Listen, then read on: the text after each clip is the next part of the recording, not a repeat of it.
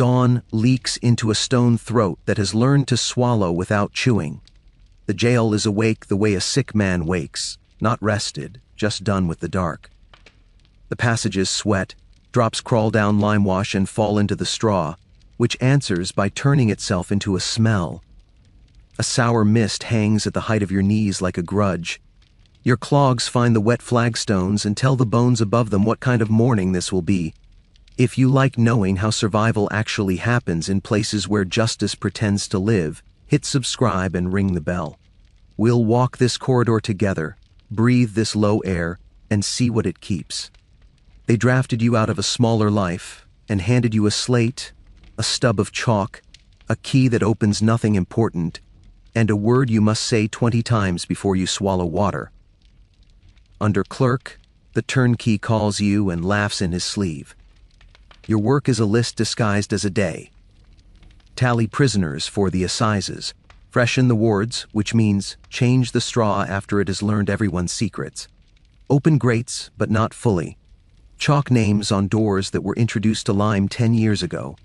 Collect garnish, the coins called alms with a wink, so the stew can pretend to be broth for another week. At first bell, you walk the run with a ladle in your belt like a cudgel that forgot what it is for. Heads, count them. Debtors to the left, felons to the right, both complaining with the same mouth. The turnkey taps his ring against the bars as if he could tune the ward to a better key. Only thing leaves here healthier than it arrived is the lice, he says every morning. The joke wears the path between two stones. The men laugh because laughter costs less breath than arguing. Two debtors make a fist out of inches of plank. The board between them is narrower than a promise. They have divided it by thumb joint, by the width of a ring that has been turned to a groove. You write their names down as if that could lengthen wood. One of them says he will pay next week, and the plank seems to lean toward the other man for protection. You note it. You weigh the straw bin with your palm, and tell yourself you can tell how many men the weight will soften today. You cannot, but the lie makes your hand steady. In the felon's ward, a boy shivers under a cloak that smells like a ditch. Spots stippled on his back, like punctuation you cannot translate yet. He lifts his head a finger's width when you pass. His eyes are wrong for the place. The turnkey notices you're noticing. Heat rash, he says into his teeth. Or a sin with legs. He likes explanations that let him keep the window mostly shut. You sign for vinegar rations with the old clerk's pen. The old clerk leaves the pen on the plank and his wink in the air. Low air keeps men quiet, he says, and his quiet says, you'll learn what else low air keeps. You open the first grate a hand's width because your own chest has been keeping accounts since you woke. The ward inhales like a dog that has been kept shut up so long it forgot how. A cough starts because coughing is cheaper than singing. The turnkey slides in front of you and pushes the grate back to where he likes it. Noise is trouble, he says. Drafts are poison. Stick to paper. He is right about noise and wrong about poison. You are a month from knowing for certain.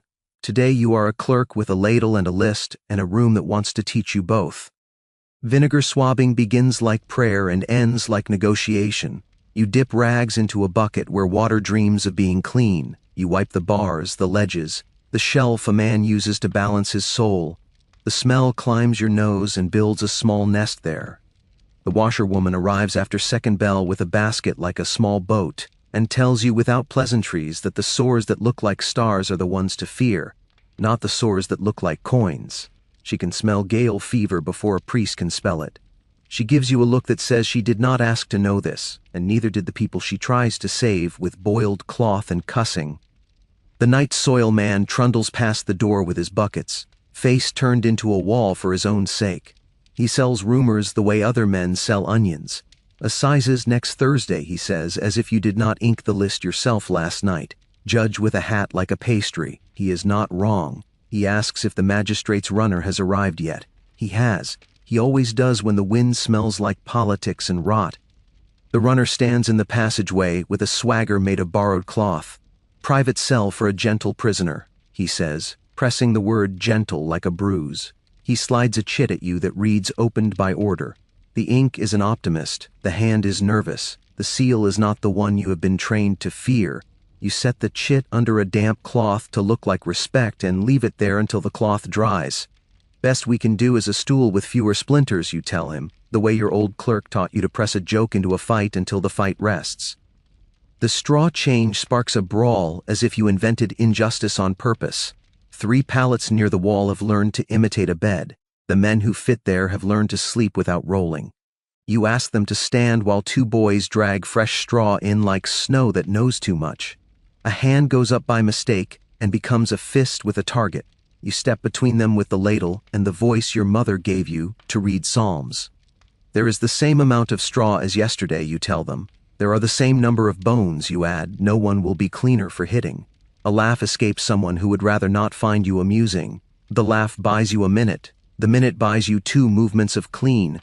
You will take it. Someone slips a coin into your palm like a secret that hopes to grow up to be a favor. The debtor has a face that will look guilty even when he sleeps. He wants his palate moved away from the boy with the spots. It's nothing, the debtor says, but also I can't afford it.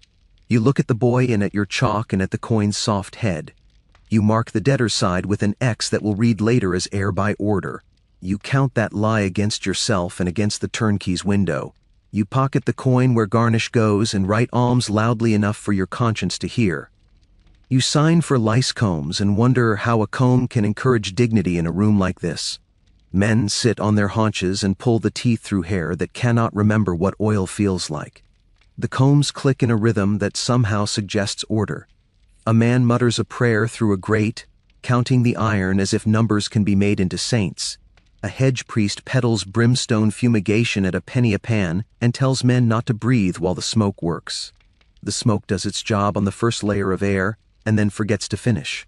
You write it down anyway, device not charm, because you have decided to adopt the word that keeps you from barking at people who mean well. At mid-ward, the old clerk folds his cough and perches it on the plank beside your ledger. He knows everything he has decided to know and wears it like an old coat. Carry the vinegar like a priest carries his book, he says. People will tell you sin smells sweet and cure smells sour. That is how you know which one it is. He teaches you how to sign for a ration with a pen that is older than the lime in the walls. He shows you how to weigh the straw with your hip so your wrist is free to write. He teaches you how to stand where the low air tells you nothing except how fast names can turn into counts. The boy with the spots tilts his head when you pass the second time. What day, he asks, as if a day will agree to be something other than a room. You tell him Thursday because it is the day the list says judge with pastry hat. He blinks like the word judge is something he can carry. You open the grate a thumb's width because a thumb is sometimes the difference between hum and rattle. The turnkey frowns while wiping the iron with a rag that has made the same journey for months. He has the sense of a man who trusts custom and the pay of a man who cannot afford invention. He is not your enemy. He is the kind of weather you learn. The magistrate's runner returns to count his privileges aloud. He wants you to write gentle in a column that should not have words that brag. You write debtor and then smaller, with a curl only you recognize, moved, because the bench has been promised to someone else. The runner lingers until he gets to call you clerk with a tooth in it. You let him use the tooth. You have straw to weigh and vinegar to sign, and a list that will break in the middle of the day if you try to mend it. At third bell, you copy the jail delivery list for the assizes in a hand that wants to be clean. The parchment says 15 felonies, 12 misdemeanors, 7 debtors to be heard, 4 to be respited. The numbers strut as if they invented fairness. You nail the list to the door and the ward shifts its weight. Men like to know what kind of breath they should hold. The boy with the spots does not read. He watches your knuckles and makes a decision about your usefulness. That is the only reading that matters in here. The washerwoman returns with a clean rag and a story the night soil man sold her for half price. A man died in the debtor's ward this morning after seeing 2 judges in his sleep, she says. Which one do you write? You look at your ledger and at the straw and at the old clerk's cough. Write that he saw neither, you say. Write headache and heat. Write low air. She snorts and calls you a poet. She says poets make bad clerks because they like words that cannot be counted. You tell her you will practice liking both. Before noon, a brawl you should have predicted over a lice comb turns into a lesson you wish you did not have to teach. 2 men, one with a coin behind his ear, one with a debt behind his eyes, tangle until their arms forget whose they are. You step in with the ladle because the turnkey is trying to man the farther grate, and the old clerk has leaned his cough on the wall and lost interest in heroism. The ladle makes a sound on knuckle that stays with you. You hand the comb to the boy with the spots, and tell the room in your psalm voice that combs go to those who do not ask for them. The logic is questionable. It works. Some reliefs are made of nonsense. You learn that now. The first time you write bribes as alms, your hand does not shake. The second time, it does. By the third, it has learned to be certain or to pretend. You mark coins into column and pretend they are bread. You tie scrap of cloth around wrists that need to move wards, white for debtors, red for felons, yellow for foul. The old clerk nods like a man watching a child survive a pond. Not high, he says, so even when straw reaches for it, the mark remains. At noon, the jail breathes out what it has kept. The bellman stands in the yard and calls the sick with the voice that teaches markets to hold still. He names the press yard where men go to remember how sunlight makes arguments small. He names the women who stood at the grill with coins and promises. He names the child who waits for his father's debt to be paid by someone else's miracle. He names you without meaning to when he says, "Under clerk will now post the roll." He does not know your name. The roll does. You post the assize roll at the gate, and the crowd crushes forward the way hunger does. Fingers poke the parchment as if they can rearrange the words. Someone makes a joke about pastry hats, and someone else makes a pattern of cuts on the wood with his thumbnail. You feel the pressure of bodies and think of air as an inheritance that has been mortgaged. The magistrate's runner cuts through the press and drops your damp chit back on your plank. "Open by order," he says, like a problem solved. You slide it under a heavier piece of truth. The hedge priest smokes brimstone in a pan at a penny a breath, and men line up to half believe. You watch them step into the cloud and step out with eyes that look like promises made to the wrong person. You make a note to buy a pan anyway, because sometimes the only arithmetic that works counts fear as a thing to be smoked rather than solved. The afternoon turns the stone throat into a humid sermon. The boy with the spot sleeps and his breath counts the places he has been. You measure straw with the scale of your fingers and assign pallets the way a mediocre king assigns lands, with hope and exhaustion. The old clerk opens a ledger to the place where names turn into numbers. He shows you the column no one asks about out loud. Turnkey's perquisites, he reads, and lists under it shaved caps, dry cloth, a place near the wall where the draft is imaginary. Write down what they take, he says, so later when someone important asks why this place is honest, we will have proof.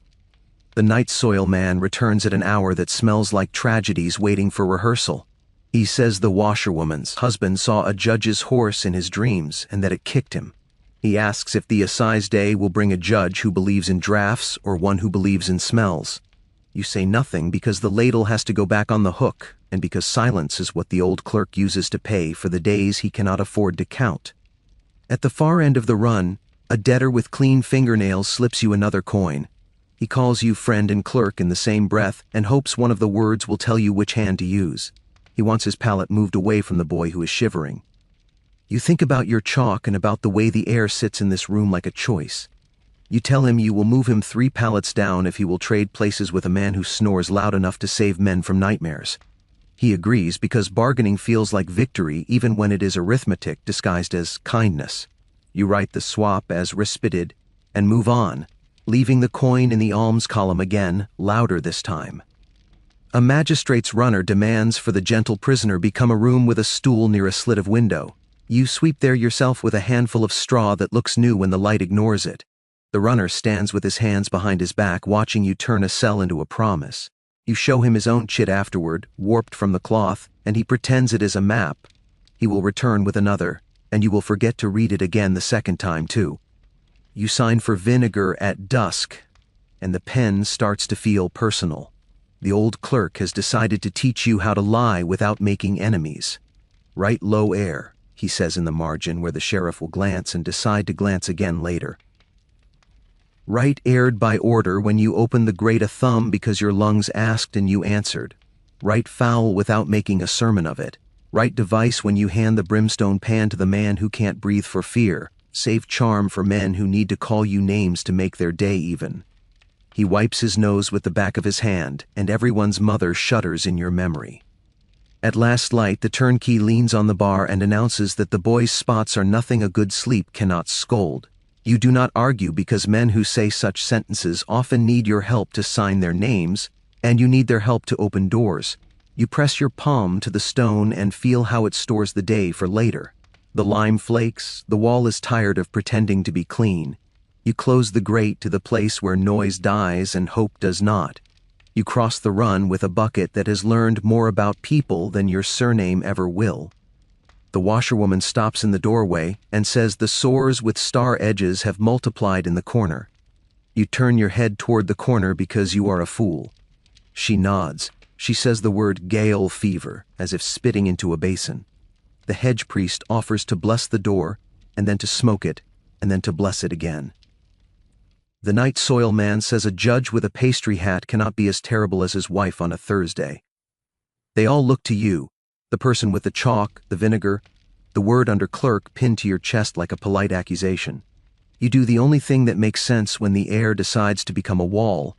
You open a grate of thumb, you move 2 pallets the width of a ladle, you write the change as aired by order and pretend the sheriff said it. You tie a yellow scrap of cloth to the boy's wrist because words will be late, and the cloth can talk now. You count heads again to make sure the day did not ruin your math. You sign the vinegar ration for tomorrow because habits survive when people do not. If you're still with me, tell me later whether you'd open the grates to earn noise and breathe, or keep them shut to earn quiet and cough. Where you're watching from decides how much air your justice can afford. I read those when the corridor sleeps. You find the old clerk at the plank writing fees in a hand that has spent its life convincing numbers to look like law. He adds garnish to garnish and crosses out bribe to write alms. He writes perquisite as if the letters could blush. He does not look at you when he says, "Low air keeps men quiet. It also keeps secrets. We are paid to decide which is worse." He snaps the pen clean with a clever gesture that leaves him holding 2 future pens and a decision. The turnkey hangs his keys where men can see them and not reach. He tells you where the beams are weak and where to stand if you prefer not to be remembered by the shape of your fall. He tells you which prayers people mutter when they have decided to live until tomorrow.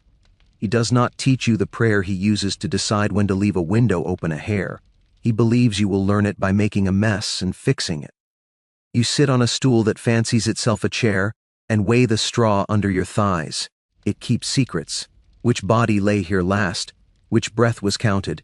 Which story ended before the bellman could find a pause? You scratch your name into the ledger next to a column that says vinegar. It looks wrong to set your name beside that word, but the smell in your hair has claimed you. You sign again, for lice combs, for a pan of brimstone, for a line of chalk. You lift the ladle because it likes the weight of your hand now. From the yard a man calls his own name as if reciting can change it. From the felon's ward a psalm rises and falls over a cough that has decided to reside here the way ivy chooses a wall. From the debtor's corner a dream tells a joke. The boy with the spots sleeps flat, safe for the width of your thumb's bravado. You know what low air keeps. You will learn it again tomorrow. And because learning it is how people live in cities where justice is a corridor with whetstone and a ledger, you blow the candle, file the pen, and leave the grates at the place where men think you belong, and you know you do not. Routine sets in like mold. It crawls into corners and turns the day into a trick you can do without thinking, which is useful until the trick starts thinking for you. You wake to low air that remembered to be worse. Straw that was damp yesterday has decided to be a mood. The run smells like vinegar did a deal with old soup. If you want the ugly truth about how survival is a stack of small choices no one applauds, tap subscribe and ring the bell. We're counting straw and breath again, and the numbers don't like what they see. Day 2 is measuring. You weigh straw with your hip the way the old clerk taught you. Feel for the give that means not fresh but not betrayal. You set the bin's hook, count the bulge, lie to yourself and call it enough. Debtors, white tag, felons, red tag, foul, yellow. You knot the cloth notches right under the shoulder so straw can't swallow them. You write the daily rota at the plank with verbs that run like rails. Removed for men you can move without losing your soul. Respited for miracles you pretend you can schedule. Shut close when fear uses your hand. Aired by order when your chest makes the case. And you let your pen be brave on the sheriff's behalf. At the gate you post the assize roll for the third day. Parchment flat, tax obedient. Prisoners crush forward the way bad weather does, a pressure more than a thing. Fingers touch names like they're burn salve. Which judge, which day, which fate. Press yard gossip is thick as porridge. This one will hear you kinder, a man says about a judge whose wig looks like somebody's buttered dog. Another mutters, benefit of clergy if you can read, else benefit of cough. Men laugh, not because it's funny, but because the rope of laughter keeps them from biting. The physician arrives with a hat that believes in flourishes, and a face that believes in itself. The sheriff hired him for his Latin. He sniffs the corridor like a man judging a wine he can't afford. Thick vapors, he declares, satisfied to have found a noun that can't argue. Doors to be kept shut. He writes orders with ink that pretends not to smear and scolds you for the thumb you slipped into the grates yesterday. Drafts cause illness, he says, and gives you a look that tries to put you on his list. You do not say what you've learned, that drafts cause noise and low air causes funerals. You say, yes, sir, and copy his order into the margin in a hand that knows how to be obeyed and defied at once. The rash keeps its own account.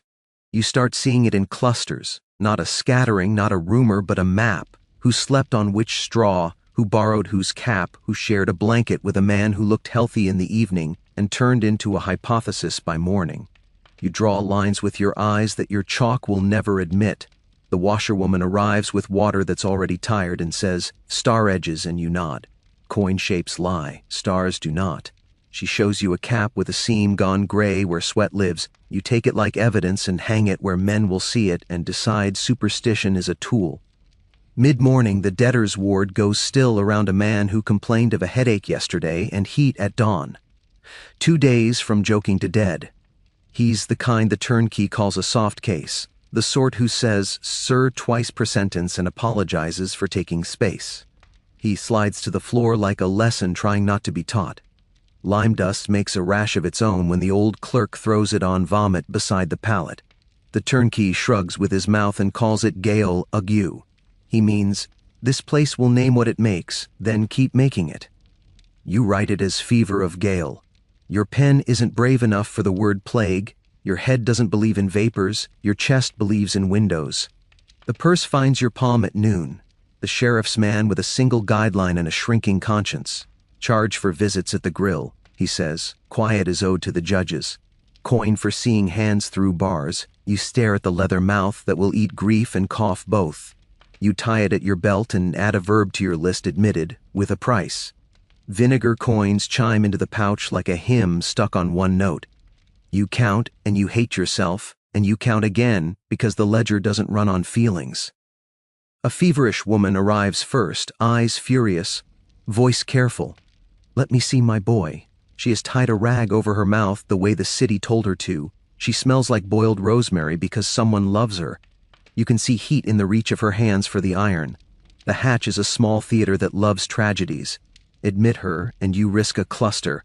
Deny her, and you set fire to a hallway. The sheriff wants quiet before the judges ride in. The priest wants poses held. The turnkey wants rules that keep his keys unbitten. You look past her at the row of faces that will learn from what you do. You choose to be cruel for 10 minutes, to be kind for a week. Wait, you say, bread first. A window open that doesn't show. Then your boy. She starts a riot in her eyes and swallows it. You take the blame into your belt with the coins. In the run, benefit of clergy murmurs float like a tune. Say the psalm and walk. Men practice reading on their palms. A hedge priest rents syllables by the hour if your mouth will pay. You pretend not to see it because men have to build rafts out of whatever floats. The friar shows at second bell with a folded note you did not request. From the alderman, he says, eyes smiling in a way that makes you count your pockets. The seal is real enough to be dangerous and tired enough to be convenient. Open by order. You have seen the phrase under 100 thumbs and with 24 crooked wrists behind it. You tuck the note under your plank long enough for truth to sit on it.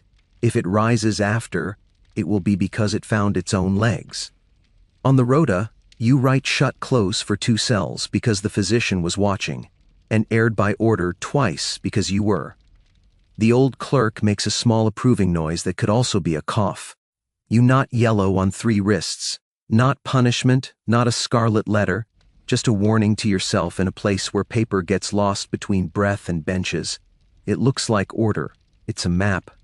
An ink bottle tips when a hand you didn't see decides to exist. It blots a name, swallows it whole. 2 men swap pallets in the confusion, the one who snores and saves neighbors from nightmares, changing with the one who keeps secrets. You must reassign in the dark while a watch lamp crawls closer like a polite accusation. The old clerk keeps the lamp behind his calf so light doesn't panic the room. You whisper orders the way you learn to whisper prayers, precise enough to be obeyed, soft enough to be forgiven. You, left. You, 3 down. You, on the wall for an hour and then we trade. Fingers find blanket, straw, habit. The blot dries into a new fact. You write over it with a smaller hand, respected for straw, and promise to remember which line means what. At the visiting grill, a man pushes coins into your palm so hard they hurt. Benefit of clergy, he begs. He can say the verse. You have no say. You want to invent a power you do not have. You say, if he can read, tell the clerk of court the line and tell him loud. The man nods like he believes volume has magic. Maybe it does. You put his coins in the purse that hates you. By afternoon, the physician's order has turned the wards into a lesson you can smell. Doors kept shut while men use air like rope. You wait until the ring of his boots moves to another building, and wedge 2 grates a thumb on the felon's side. A breath washes the corridor like a forgiveness you didn't think was coming.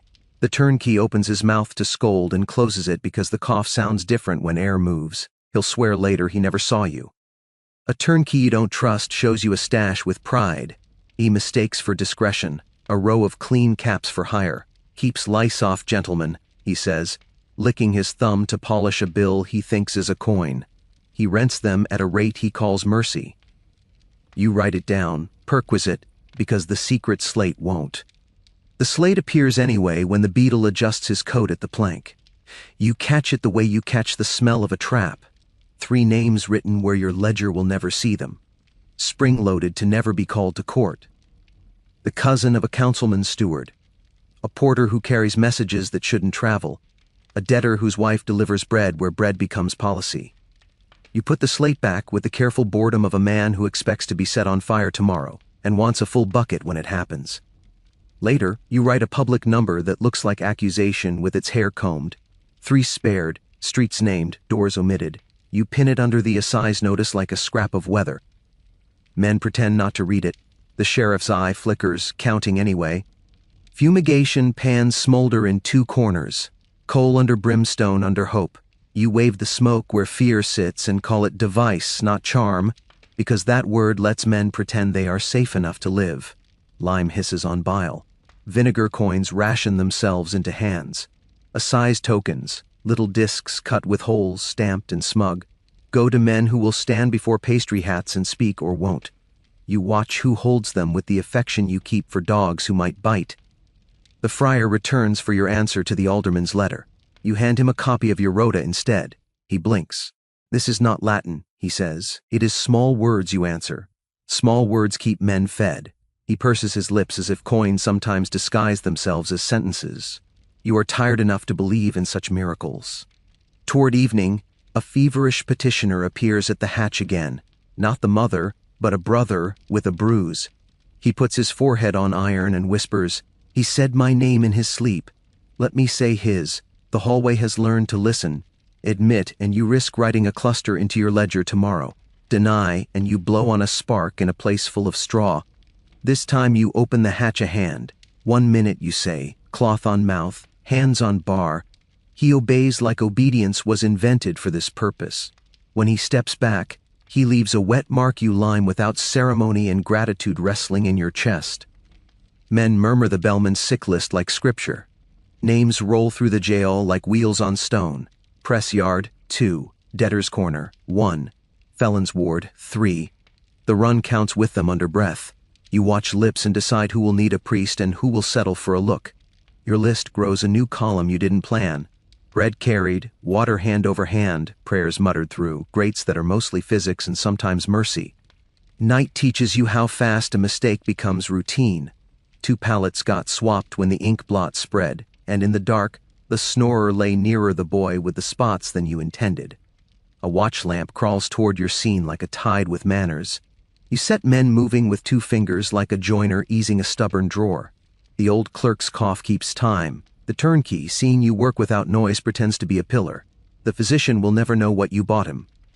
You catch sight of a forged chit in the runner's fist around supper hour, opened by order in an enthusiastic hand. The wax is wrong, the confidence is right. It wants a private cell for a gentle prisoner no one can name. You borrow the friar's trick and say, "Leave it on the plank, and we'll observe it at once." You stack 3 ledgers on it, lay your ladle across the stack like a quiet sword, and name the stack tomorrow. Sometimes the best you can do is make a lie wait long enough to lose interest. After dark, the press yard whispers. The story is that a juror fainted in the court at noon from a smell made of poor men and policy. The sheriff is furious at ill airs, and will require the windows to be kept shut even harder when the judges ride in. The night soil man says the rumor's half true. The juror was drunk. The truth is insubordinate. Your job is to keep it from breaking ranks. You write aired by order twice more and trust your thumb. You find in your pocket 1 assize token you didn't put there. It's warm from a body that wanted you to believe in luck. On the edge, someone scratched a cross that inexperienced hands think wards off fever. You turn it with your thumb and do not throw it away. Luck and device are cousins when the windows are closed. At last candle, the old clerk pats the plank and looks at your verbs. You're learning to lie politely, he says, which is the compliment this building gives. Respited, shut close, aired by order. He taps the yellow scraps knotted high on 3 wrists and nods like a man who taught a dog to sit without losing a finger. Keep your knots, he adds. Paper sleeps. You walk the run once more. Clean caps hang for hire where gentlemen can see them. A tidy little corruption that buys 3 meals and 2 grudges. You record it because someday someone will pretend to be surprised. The boy with the spots breathes on account the straw keeps. The washerwoman squints at a new cluster and frowns at your hand until your handwrite's moved. The turnkey listens to the physician through a door and obeys you through a look. The friar hums at your shoulder and sells a ribbon to a man you like, calls it a device, because the priest scowls pretty when he hears charm. When you tie the last knot of the day, your fingers don't fumble. White, red, yellow, debtor, felon, foul. You tie them with a small, steady indecency, the way you learn to wash a body you didn't mean to outlive. You take the purse off your belt and count what it did to you. You hang it back anyway. You draw a quick knot on the edge of the rota where nobody looks, and the old clerk scratches the same knot. That is your conspiracy. Keep a secret count of who you moved for air and who you didn't. If you're still with me, tell me later. At the hatch, do you open to fever or hold for quiet in the ledger?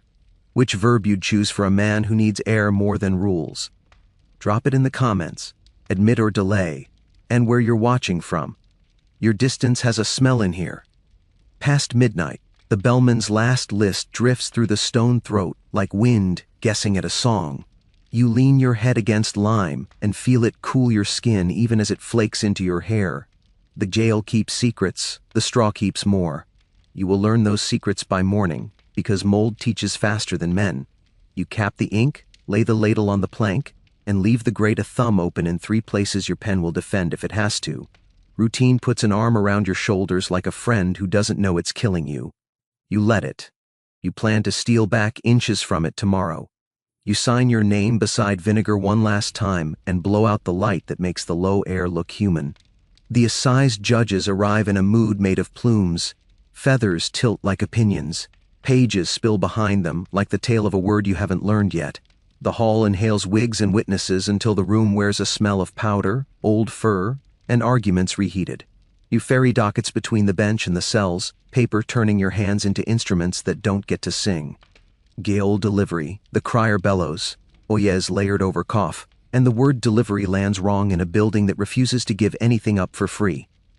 The cough starts early. It is not dramatic. It is a splinter in the throat of order. First, a juror gags into his sleeve, eyes watering like honesty. A barrister blames the poor without using the word poor, a trick they teach you in a room without windows. The sheriff insists the court windows stay shut against draft, and the shutters thud home with the sound of a sentence you will have to carry. The air grows talc thick. You feel the low breath of the jail follow you into the hall and seat itself like a guest who knows the family. The midwife you let into the visiting hatch yesterday stands at the door in a gown that has been washed into obedience. She ties a yellow cloth to your wrist with a knot that knows its job. "Provisions due," she says, the quiet voice that moves stubborn men. Her eyes do the work your spine should do. You are a clerk, a runner, a ladle with legs. For a blink, you are also the person who will not let babies starve while pastry hats consider Latin. You tuck the cloth so it shows. The sheriff sees it and decides he didn't. The cousin peels out of the crowd with the confidence of a coin that believes it is a crown. "Move the foul cases later," he stage whispers, arranging his face into helpfulness. He has a small escort of men whose job is to look like possibility. The judges dine first. "Let the room settle. We'll hold the cordon." He means, "I will own your timing and call it generosity." He smiles the way a man smiles at a dog he plans to train to bite someone else. At the trestle near the bar, a surgeon with sleeves rolled like an apology triages who looks most likely to faint before noon. He mutters to no one. Black charms and old science look the same when crowds are frightened. He tests a man's pulse with 2 fingers, counts while the crier says "oh yes" again, and nods to you, as if to offer you the job of moving air with paper. You make a note in your book the way you learned to. Device, not charm, because calling a ribbon or a routine a device lets scared people say yes without losing face. You sprint between cells and bar, seals softening in your palm, wax warm under a damp cloth you keep turned inward like guilt. The Beatles' drum threatens double fines for noise in the press yard. The chapel's bell peals once, a coin of sound, sanctuary counted in solitary units. Every time it rings, the sheriff's jaw hardens a notch, as if bells are disobedient windows. Your choice for the morning sits on the plank like a riddle with teeth. Which list leaves the wards first? Petty thefts, cleaner, who will swallow the air without choking, or the felon's row, sicker, who have slept on damp straw long enough to learn its language. Send the foul ward early, and you risk collapsing the court. Delay them, and you feed the fever you've been measuring with your hip. If the crowd spies your warmed wax, they will know you are resetting rules mid-process and give you the name that gets remembered when bad air wants a hero to ruin. The old clerk does not tell you what to do. He closes his eyes for the length of a breath and then opens them on you like a man checking whether a stew is ready. The turnkey pretends to prefer the petty thefts because he likes mornings that have a prayer. The sheriff would prefer all cases at once if paperwork would just behave. The cousin prefers an audience. You pick the smaller sin. Petty thefts first, cleaner lungs, quicker sentences, a chance for the cough to be blamed on the poor and not the room. You press seals with a hand that tries not to tremble. The damp cloth keeps the wax from cracking and keeps your panic from shining. The run between bench and cells becomes your road. Wig, docket, wicket, name. Your lips shape king's peace within the court, and the phrase behaves like a rope across a hole. A boy who stole onions outsings the crier with a guilty. Yes, the pastry hat sighs a sermon. Main prize is offered by an uncle with 2 goats. Surety is set at a price that will require neighbors. The crier calls oyez and the cough answers in a collective that makes men flinch. A juror collapses before noon. His head finds the rail with the dull sound good furniture makes when insulted. Quicklime flashes on spittle. A bailiff with a conscience opens a window the width of courage. The sheriff shuts it with the force of a father who mistakes silence for safety. "Against draft," he says without looking at you. Your midwife's yellow cloth flickers like a canvas warning. Provisions due, air due. The cousin says move in a voice that suggests he won't say it twice. You do not move. You watch the surgeon glance at the shutter and then at your hand, as if checking whether paper has learned to be weather. On the bench outside the well, The surgeon triages a girl who fainted standing in the crowd. He bids her breathe slow, ties a silk ribbon at her wrist, the wise woman's gift passed along without footnotes, and calls it a device, not a charm, because words have prices too. The apothecary, brought to court to speak against somebody's habit, swears caps dusted with ground quicklime burn lice where they hide. The priest, allowed inside because a judge likes his Latin, frowns at the ribbon and reminds you to keep talismans out of bodices. You write device again, defiant as a posture. The petty theft's thin. The docket for the felon's row feels hot in your hand like a coal that could be a coin or a curse. You run to the cells with the cousin shadowing, offering escort like a man carrying a banner that says triumph in invisible ink. The guard at the foul door has learned your thumb's height on the grate. He opens to the mark, not to your face. Inside, the men who slept on damp straw are awake like fever is a drum. The boy with the spots tries to smile at you and does not make it all the way. Later, the cousin murmurs, bring them later. He gestures at the cleaner ward as if that absolves him. He wants this room to stay behind the shutter while he polishes outcomes. You look at the straw, and at the boy, and at the chalk on your board. The surgeon is counting breaths in the hallway, the priest is arguing adjectives with a ribbon in his pocket, the sheriff is talking to a judge about windows and custom, and the crier is oyezing like a man setting a rhythm for a ballad no one wants to sing. You bring 2 from the foul row now, not all, not none. You make a rule nobody wrote and stand inside it. The ones who can speak without breaking, you say, and you pick a man with steady eyes and a woman who has taught a cough to mind its manners. The cousin looks offended by your arithmetic. The turnkey looks relieved by your cowardice. The old clerk scratches aired by order next to a line that will say you disobeyed somebody someday. You cradle wax under damp cloth and refresh a seal when the docket gets soft in your hand. A barrister's clerk sees it and gives you the look that says he has learned your trick and plans to sell it. You tilt the cloth like a guilty saint hiding a halo, and think of your mother telling you to hide things you're proud of in rooms with candles. The court learns fear in small lessons. The juror who fainted returns to his box with a cup of vinegar to his nose and a speech about sturdy English constitution waiting in his mouth. A witness sits on the edge of a bench as if it were a fence and tells the judge about a night where ill airs were used as an excuse to run. The judge listens with eyes like polite knives. A barrister makes a joke about fumigation pans and brimstone that lands like a bad pastry. At the visiting hatch, the midwife appears with 2 loaves and a rope. She ties one end to a nail, lowers the loaf to a hand that has won the right to keep living until court says otherwise, and then ties the other loaf to your yellow cloth as if to reattach you to the part of yourself that feeds. Provisions due, she says again, because the line between market and court is a thread someone must point to, or it will be cut. A herald's trumpet slices a rising shout when an onlooker decides the windows are killing mothers. The sheriff turns to iron. The beadle drums a warning about fines that double if you make him write faster. The sanctuary bell peals once, an ounce of silver dropped through the day. The cousin hisses move again, like a cat that learned talking by watching men. Your hand shakes over a docket with names you know slept on damp straw.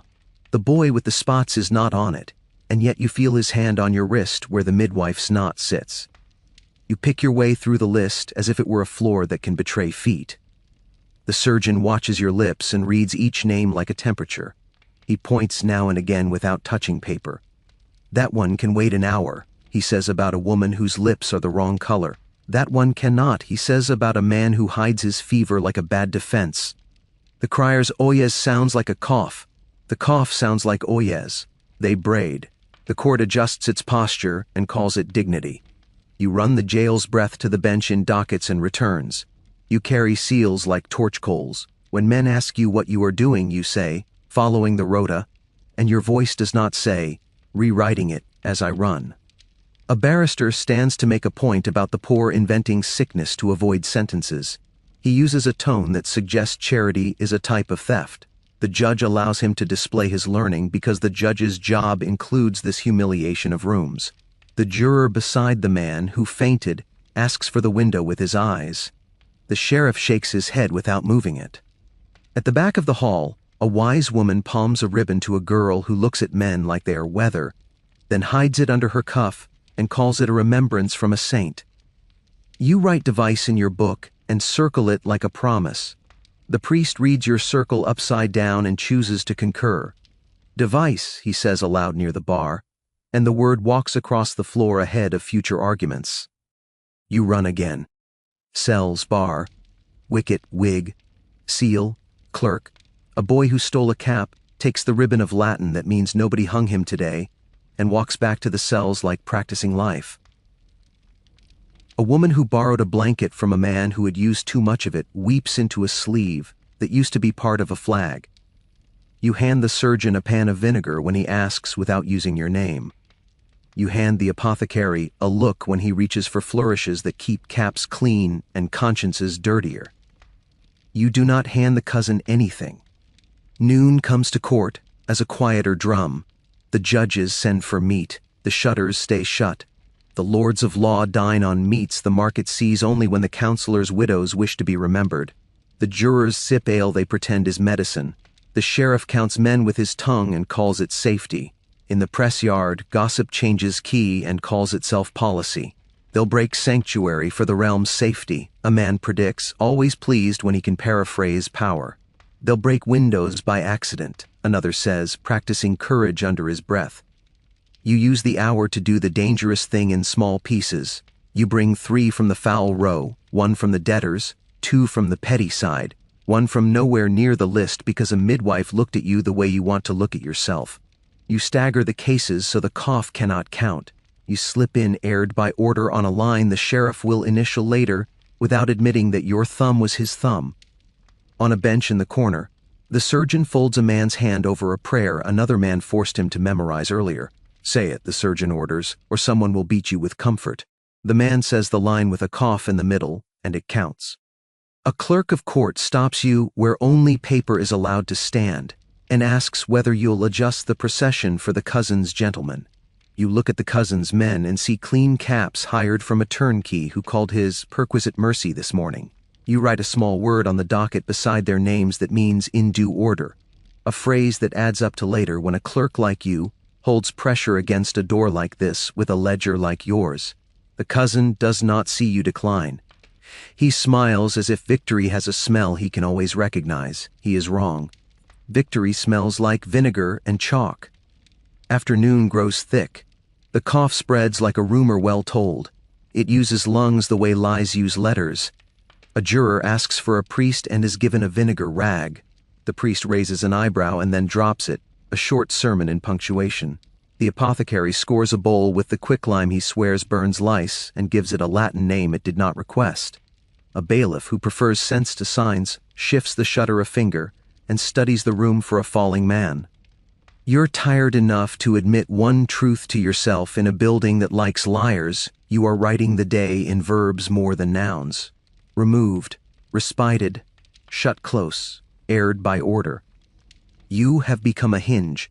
You let things swing without letting them crash. If you need help with that hinge, the midwife says dryly when you pass the hatch and you laugh in a place that rarely permits the noise. Later you promise, though you mean it about air, and she means it about bread.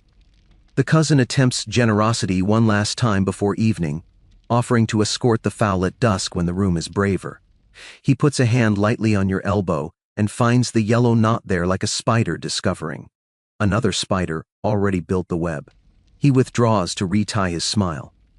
The court makes its big noises near sunset. The sheriff lays the mace on the bar with a thud to remind the town that iron still does public speaking. The judge lifts his voice to pronounce a sentence that keeps its gloves on. Transportation for one, branding for another, a bond for a third.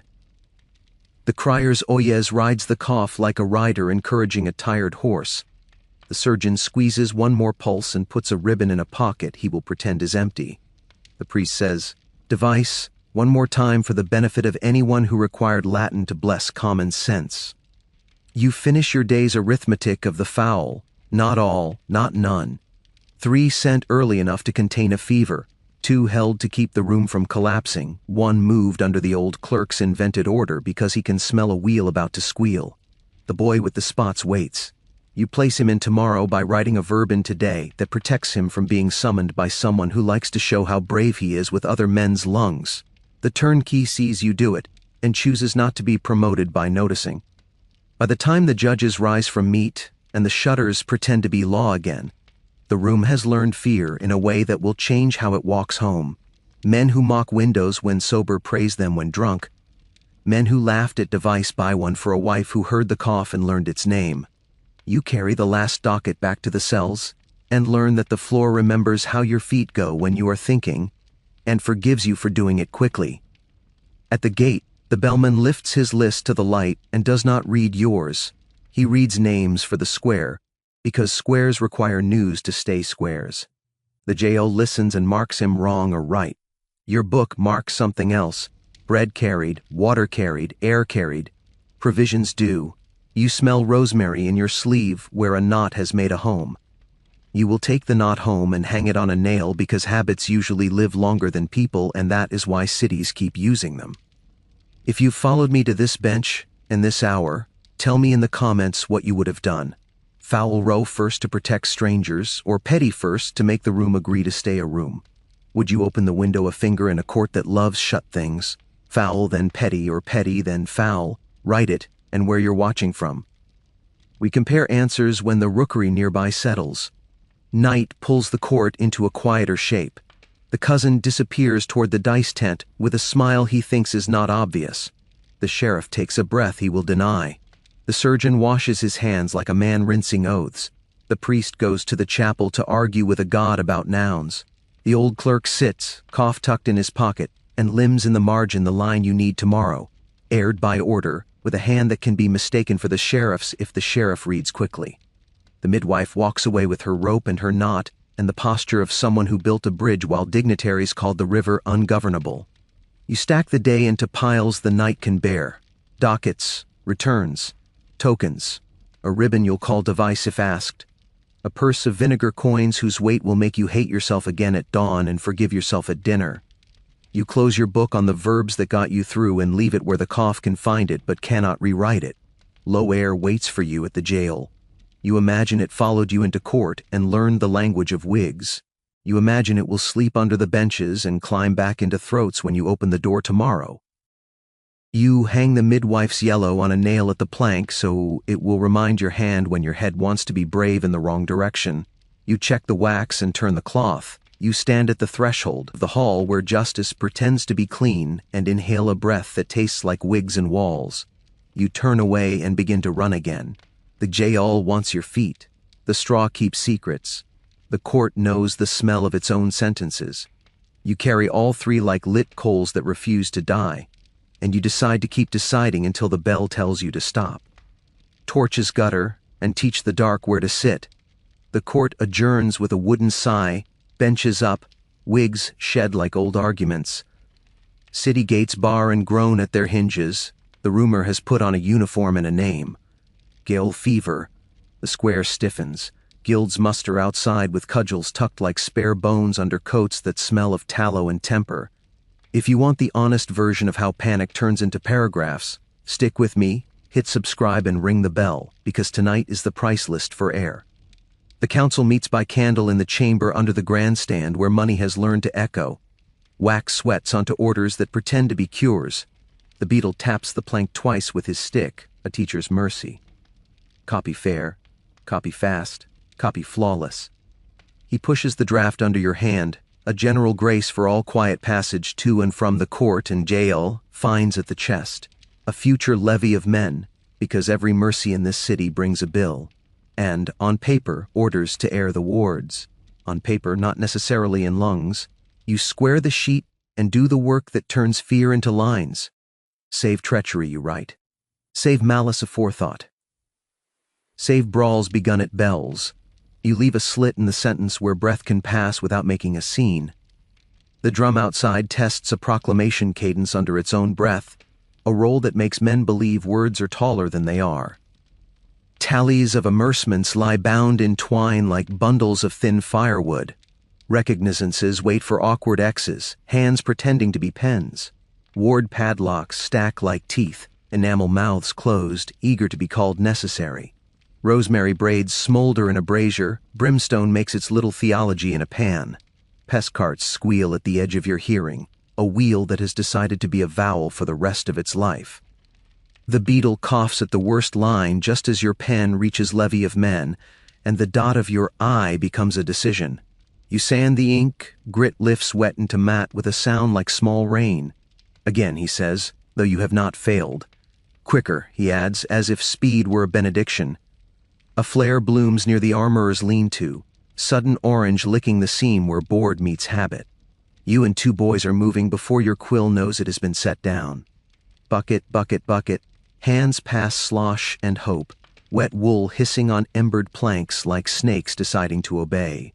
The crowd holds its breath because Flame quotes scripture better than anyone in the square.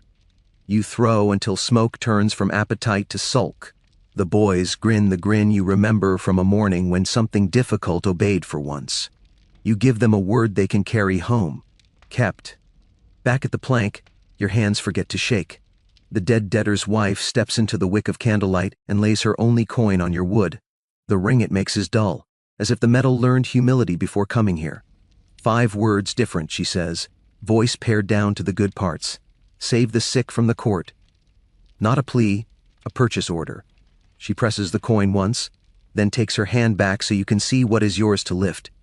The beetle's cough reheats. The cousin's steward is somewhere behind you pretending not to watch. The sheriff's eyes do the small blade. I saw, under the dice tent, a trap opens with the ceremony of a yawn. Men with the cousin's livery disappear into the cellar where bribes count themselves in the dark. Linen mouths breathe coin. The trap closes, dust makes virtue of it. Put this in, a runner whispers, palming a marginal line, opened by order. The hand is eager, the seal is tired. You lay the scrap under your blotter and name the blotter gravity. When he leaves, you test whether silence can hold a sentence until morning. It can, if you stack 3 ledgers on it and a ladle across the stack like a sword that remembers it used to be soup. The priest and the sheriff begin their argument that sleeps light and wakes willing. Sanctuary, says the priest, a noun with walls. Realm's safety, says the sheriff, a noun with teeth. He fingers the mace like a man who keeps a weapon for his posture.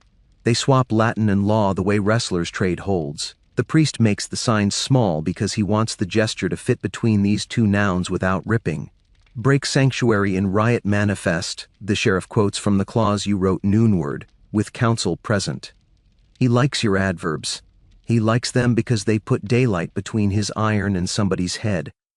You bend your head and decide whether to obey tonight's wholesome lie or erase its ugly truth. Orders to air the wards. On paper, a window you could climb through.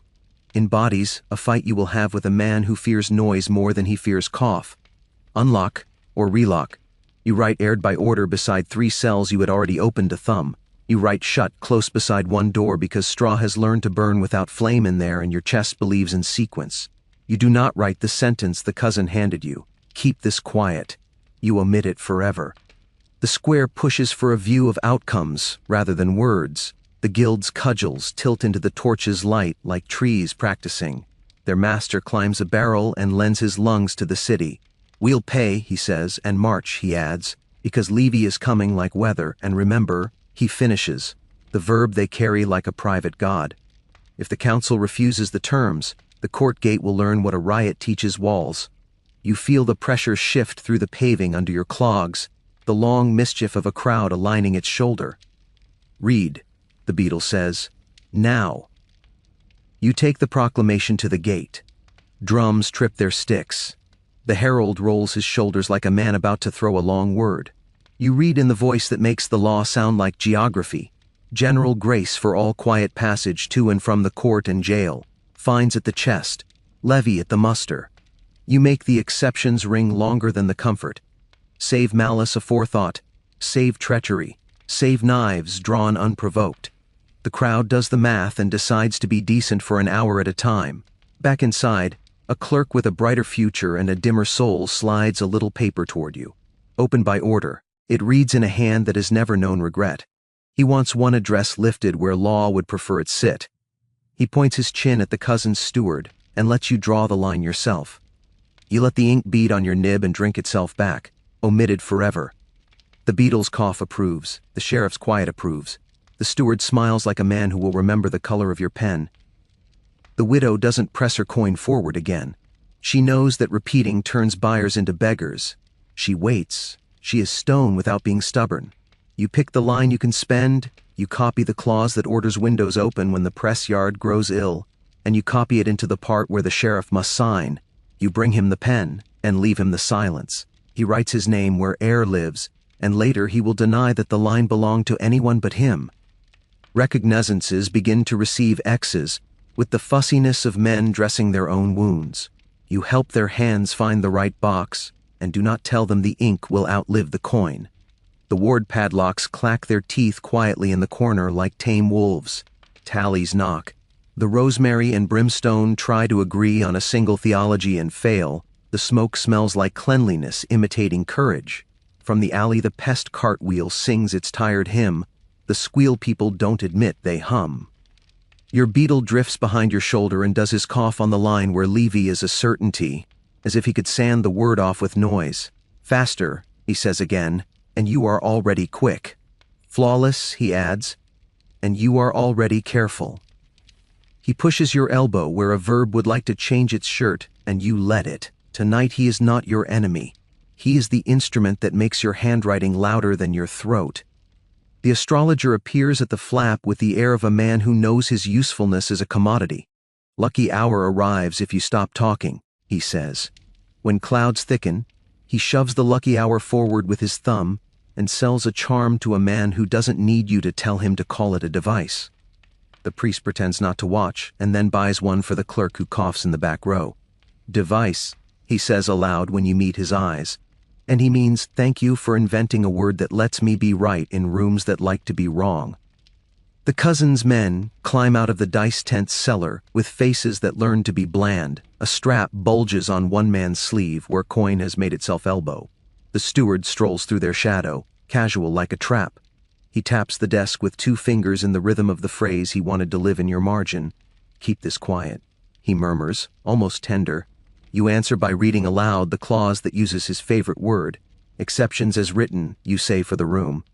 The guildmaster grins like a dog hearing a rabbit's name. The steward decides not to be offended in public. A runner from the jail arrives with a scrap from the night watch and a stare from the boy with the spots tucked between the lines. Fever climbing in the foul. Your hand moves toward the rota before your head decides what you're doing. Aired by order, you write beside the door you left a thumb open. Opened wide by order, you write beside another because, on paper, someone must tell the truth to the room that lets it lie. The beetle's cough tries to measure the space between courage and disobedience. He fails. Your pen survives. A magistrate's runner tries to smuggle a name onto tomorrow's call with a grin he learned from men who keep dice in dry pockets. You see the name, you see the debt behind it that isn't money. You lift the line with the gentleness you reserve for breaking habits. Contested, you write in a hand that can pass for protocol. Stayed. He blinks. The steward is not watching suddenly, he is watching very hard. You pick up a second sheet and write a sentence the sheriff will like to initial. Windows to be opened when the press yard grows ill. Your hand becomes policy while the room is arguing religion. Back at the gate, the guild's plea teeters. Their master opens his hands to show he has nothing left to hide. Rare, theatrical honesty. We'll pay at the chest now, he says, and at the muster later if you make sense tonight. His cudgel leans like a retired argument. The crowd holds its breath, riot waiting 2 steps beneath obedience. The beetle raises his stick in the way a conductor begs his drummers to remember the beat. You read again. Grace for quiet passage, you make it music. Fines at the chest, levy at the muster. The exceptions crackle like a fire that knows wood is expensive. You return to the plank and the widow's coin. You don't take it. You put your finger on it the way a man keeps a page. We'll read this again in the morning, you say to the coin, to the woman, to yourself, and it will mean what we mean it to. She nods once. She believes you because you used verbs when she expected adjectives. The sheriff and the priest find their truce and call it a schedule. Break sanctuary only in riot manifest. The priest recites. With counsel present, the sheriff answers. Their voices make a rope across the evening the crowd can step over without falling. The mace stays near its chair. The cross remains small enough to fit between ribs. Air becomes a noun you can almost afford. A beetle from the court scratches a note for the bench and slides it toward your papers as if you are a steeper grade than usual. Tomorrow, he says, the fowl early, if the room can bear it. He means if you can bear what will be said later about your thumb. You reply with a neat in due order, the phrase that means later and law and none of your business, and all three at once. Someone knocks sense into zinc in the corner, a tinsmith making new pans for fumigation, whether they work or not. The apothecary sells rue to men who call it a device with practiced mouths. The hedge priest quotes your word and earns a copper more than yesterday because he has learned your economy. The night soil man watches you omit and obey and says to no one, "This city survives because clerks do small treasons on behalf of larger loyalties." He sells that sentence to the washerwoman for half price. She calls it fair. You sign for new padlocks and put half aside for doors that need to be seen shutting, not used. You sign for vinegar and tie a knot on the strap where a boy's fingers will remember to count. You sign for straw you do not have and write a note at the bottom of the page that suggests straw will exist by morning. You sign your name beside a place that says air, and the cruel little pleasure of that signature will keep you awake later, in a good way or the careful sort. A herald lifts his horn and gives you the clean note that cuts talk into sentences. The drum picks it up. You hold the proclamation where torches can lick the edge and not the line. Your voice finds its rung. Grace, you say, and the square decides not to mishear. Fines, you say, and purses open with a practiced pain. Levy, you say, and men find walls to look at because walls forgive stairs. You put the exceptions into the air one more time until they feel like a prayer someone would die for without being asked to. A man tries to lift the trapdoor at the dice tent when he thinks no one sees him. The steward sees. He smiles a tiny yes into his sleeve. You make a mark above your left thumb that means if tomorrow asks, I can tell the truth. The boy with the comma scar stands at your knee like a punctuation you earned. He says, the air moved by the wards when you weren't looking. You do not correct him, you let him write that truth in his mouth. Keep this quiet, the steward says a final time, as if the night owes him the line. You lift the sand pot and pour it on your own copy of his phrase until quiet becomes a hill. He cannot climb it without witnesses. He bows with the serenity of wolves. The guildmaster watches him leave and mutters the verb he brought to market earlier. Remember, he does not ask you to say it back. You put the contested name on the back of a sheet where it will not trip anyone's eye in a hurry. You write stayed like a man zipping a wound that will hold until the right surgeon looks. You do not feel noble. You feel accurate. When you finally sit, the plank remembers your weight and steadies itself under your elbows. The beetle stops coughing long enough to call it good. The sheriff signs the line about air without remembering who wrote it first. The priest pockets the ribbon he bought and promises to bless it only with nouns that won't scare men who need it. The astrologer declares the hour lucky because the square did not break. The pest cart squeals and finds its corner. The rosemary gives up its last honest smoke. If you're still here, tell me whether you would have slipped that one name off the day's call and slept under a patron's cloak, or copied the proclamation straight and let morning judge you with smaller knives. Would your town spend its courage on air or on the appearance of order? Drop your answer. Erase or obey, and where you're watching from. I read them even when the ink says I shouldn't. You tidy the tools that made policy out of panic. The quill that still pretends it is a feather, the sand that pretends it is snow, the ladle that pretends it is an argument, the ledger that pretends it is a mirror. You carry the proclamation to the gate with the sheriff on one side and the guild at your flank. You read it again to the faces that have pulled themselves into men. The torches gutter, the cudgels relax, the drum finds a cadence the street can walk to without tripping. On your way back to the jail, you pass the dice tent and put your hand flat on the ground above the cellar, like a blessing you do not believe in yet. You pass the armorer's lean-to and smell the ghost of wet wool doing the work it was built to do. You pass the brazier and press your hands over the heat without stealing any. You pass the plank and lay the widow's coin in a niche where light will touch it at dawn before eyes do. The court will wake in a few hours to a square that smells like rosemary, brimstone, and the decision you made on behalf of strangers. The orders to air the wards sit on paper with the sheriff's name sitting on them, like a man who arrived earlier than his own courage. In the jail, Grates remember your thumb. Straw waits to tell the truth to bodies. Your knot on the lad's wrist says foul. Your verb beside his door says not yet. Torches finish their business. The city decides to stay a city. You blow a line of grit off your page and watch it fall like ash. The price of air is written. You will spend it in the morning. Dawn picks the square apart stitch by stitch until the banners make sense again. Trumpets test their brass, drums pat their skins, and the velvet voice finds its rung. His grace extends mercy to those who obeyed the mark in the court. The words carry like bread and chalk at once. Badges and court tokens show their faces. Little moons hooked to cord and coat. The windows of the hall stand open at last because a bargain written in ink told them to.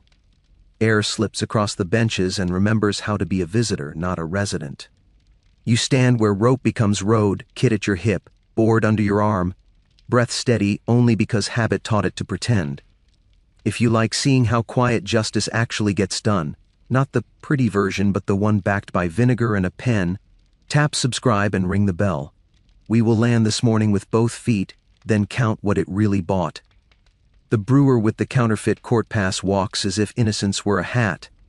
His cap is clean, his grin is polished, his escort knows when to look like background. He moves like a man who met luck in a lane and believed it was a cousin. The midwife's lintel shows a yellow tag instead of red, not tidy as a prayer.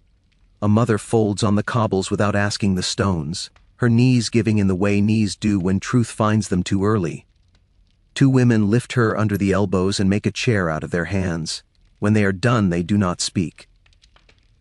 Work has already learned the words. You carry paper like a blade and a plate. Duplicates, fair copy, wet gone to mat. The sheriff gets his first. He plants your parchment near the mace and gives you the look he prefers to words. I saw. He does not touch the windows, he does not need to. They are obeying his name on a line he will later swear he never signed. The coroner takes his duplicate with fingers that smell like lime and candle. Misadventure for a midnight death in the press yard, written in a hand that has learned to look sure. He tucks the sheet as though paper can change how a widow places her grief. The guild waits, patient like a debt that knows it will collect. You pass their copy and their clerk ties it to a nail with twine because nails remember better with help. The last of the banners come down. Boys with rope for spines coil cloth that yesterday believed it was an argument. Over yesterday's list of shut-ups, a fresh page is nailed, wide as a door and twice as certain. Muster for His Grace's levy. Names already cling to the bottom edge, written by men eager to be counted somewhere they can choose. The page flutters in the morning's new honesty. You look at the row of open windows under it and finally understand what low air and damp straw bought. Not health, obedience, not cures. Lanes that move, chests that groan into carts, coin and bodies pledged in the same paragraph. The jail was a funnel, the court a spout. The street is the trough where outcomes collect. Vinegar coins chink into ladles lowered from windows, rope around handles, everyday grace by pulley. The last rosemary bundle completes itself in the brazier and becomes ash that smells like somebody trying not to cry. A cart complains at the corner, wheel giving its long vowel to the hour. The bellman warms his throat with the same old motion, and names start looking for him, though most will not find their owner until the noon list pins them to air. You carry duplicates until your shoulders decide to be a ledger. The sheriff again, this time for the board inside the court where his name behaves like a hammer. The coroner again, for the chest that will pretend to be a library in a room that needs the lie. The guild again, to hang beside their own rules where coin looks at writing and accepts the older cousin. You look down the run of opened windows and write the small truth you will spend all day defending. Air is policy now. It is not compassion. The difference is ugly. The difference works. The cousin's steward peels out of his shadow with a badge in his palm. The enamel smiles in a way enamel learned from men. Mark more wisely, he says, as if wisdom were a livery. He offers you a pin and a future. His smile has two faces, patience and inventory. He looks at your board, not your eyes. The guildmaster calls to you without moving his boots. Sanctuary, he says, voice plain, till the pest lifts. His hands are bare, his hands are true. The sheriff offers only the look again. I saw, The slate sits in your coat like a second rib. Spared addresses scratch your side the way secret teeth do. The side list of wards you aired against orders rests under your board with the weight of a true story nobody paid for. Leak, burn, or file. 3 verbs and each one is a door. You take the long way around them and do the work the hour demands while the choice follows like a dog that is too smart to be loud. The herald reads the proclamation one more time for late ears. The velvet voice makes the word grace sound expensive. Men clap in front of their own faces. Women nod and get on with it. Children stare at windows that forgot to be shut. The brewer tips his cap in your direction, though your eyes are on the mother who fell. The cap looks like a joke that belongs to someone else. The nod is for the windows. The mother stands with help and goes where midwives go. Rope over shoulder, knot on wrist, the yellow you started, and she perfected. Your feet write the rest. Court, Gaol, hall, yard. You bring the sheriff a counterslip to initial where he cannot pretend later that error was an accident. He reads only the nouns and forgives the verbs. You bring the coroner a sheet to pair with misadventure for the man who died where the press yard bleeds into the street. He smooths the curl that paper invents for drama. You pass the guild a line that ties grace to fines to levy to quiet. Their clerk says thank you like a curse and puts a notch in a stick anyway. A boy you like, a scar by his lip, brings you the first gossip that will be true by supper. They say the fowl in the south ward slept with their heads by the window, he reports, proud to be carrying wind. You do not tell him that your thumb carried that window open and your pen carried the order. You ask if anyone else knows. He shakes his head with the fierce privacy of children. You give him a coin smudged with vinegar and call it rent on a rumor. The cousin steward does not get bored. He tries a second face for wisdom. He introduces you to a man whose job is to make cords look official. He suggests a salary that does not yet exist. He calls your work marking and your choices a phase. He mentions that men who count straw should not be allowed to negotiate with air. He sets the livery badge on your plank as if gravity has made him generous. The badge waits like a bite. You leave it to learn patience. Under the dice tent, the trap breathes. Coin goes in, memory comes out. A man you do not like lifts the door with 2 fingers and smiles at the weight. The steward smiles too, teaches the ground to look innocent, walks away. You draw a knot beside your thumb on your board that means if a day requires it, you can tell the truth with an address and the time it happened, not a name, a place. Places weigh more, they do not run. The press yard learns to keep dignity while coughing. A barrister with a clean conscience makes a speech about the king's peace and goes hoarse at the word peace. A juror lifts his collar like a shield when a cool draft touches him and then pretends he did not enjoy it. The crier says oyez over a cough, and the sound makes sense in this town because everything has learned to share a syllable.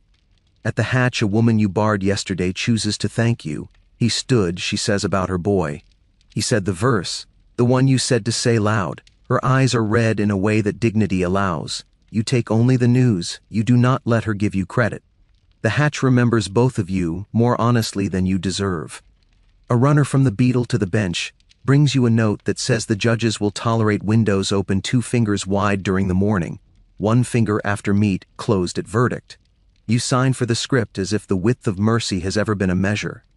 You take the note into the hall and you tell the windows the day's hours. They obey better than men, because hinges have learned to survive judges. The coroner brings you a parchment for the man who died in the press yard.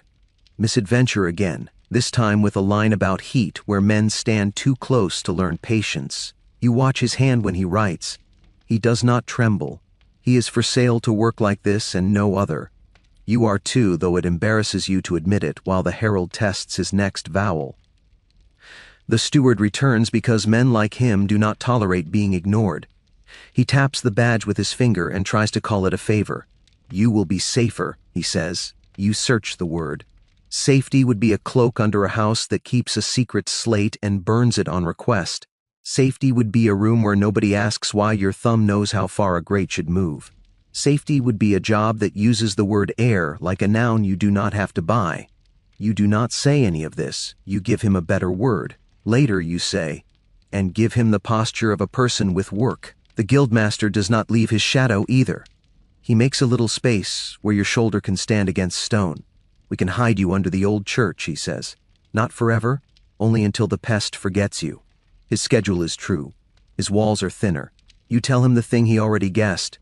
If I go under that door, someone else will hold this board, you say. He will be worse. The guildmaster does not argue. He pats the wall and calls it a friend. It is not. He knows that. People can only tell so much truth in an hour. The sheriff does the only thing he can do to pay you without paying you. He hands you nothing and lets the look do its little work. I saw. You take it because it is a single coin issued by a man who can mint many. You pocket it where your conscience keeps its cheap change. You run your list to the jail while the hall finds comfortable ways to pretend it remembered the windows. The felon's ward looks at the daylight the way cats look at a door they were sure would not open. The debtor's ward tells the tale in the order men prefer. First, mercy, then virtue, then cost. You put your thumb where you always put it, and the great obeys. A turnkey who has learned to see without seeing wipes a bar with vinegar and calls it daily habit. The boy with the spot sits up because air belongs to him as much as it belongs to pastry hats. You give him a ribbon you do not call holy, and you call it a device because men who are dying hate sermons. When you return to the square, carts are rolling coin toward chests that will pretend to be heavy enough to push the pest out of the city. The chests complain like men who regret nothing loudly. You hear, you count, you record, you do not judge, not because you should not, because judging costs ink you need for other verbs. You walk past the dice tent again, and the trap door is gentle in its closedness. You imagine naming it at noon with your board in your hands and a crowd that understands how to protect itself with listening. You imagine naming it after dark to the wrong ears and teaching 3 boys that this is how their father learned to avoid judges. Leak, burn, or file. The verbs wait in the clay like seeds. The beetle wants signatures on the last sheet before meat. You give him letters that behave. Your hand does not show the 3 places where you opened windows against orders, then wrote the order that made them look legal. Your book shows it. Your book is your mouth when you cannot afford speech. At the gate, the herald reads the grace again, and the crowd answers like a choir paid by the note. Fines turn into sticks with notches. Levy turns into names walked to the bottom of a page and pinned there by morning news. Mercy turns into windows. It always does. Only men with hats believe mercy is a feeling. All morning, offers circle you like dogs that smell bread. Steward, badge, safety with conditions. Guildmaster, sanctuary, safety with shared hunger. Sheriff, look. Safety that cannot stand a knife. Your kit knocks your hip in the rhythm of the work that saves people when men argue verbs. Straw, keys, cord, wax. Lice combs, vinegar. You own it. You own the silence too. Slack in the rope that keeps the day from tripping is your gift and your debt. You carry the last duplicates where they need to go. Then you bring yourself to the place where the choice sits. The plank, your coat, the secret slate, the side list. 3 small boards like 3 small animals you need to pen or loose or feed. You hold the slate over the brazier long enough to feel its heat enter the wood. Byrne writes one story, the kind where today is saved and tomorrow arrives without a map. Leek writes another, the kind where today is sacrificed to teach a crowd how bribery breathes. File writes a third, the kind where you admit that policy can be made only by men who know where to find the proof when someone paid to be shocked asks for it. The cousin steward drifts back because patience for him is a costume. He says your name without using it and calls you clerk as if it were always an insult that might be useful later. The guildmaster looks you in the face and says nothing that might change your mind. He trusts that you and he have already built the bridge between your day and his part of the city. The sheriff does not move his mouth. You feel the look from across the square and it pushes the air around you like a broom. You choose. You set the slate under your board where the padlocks clack teeth.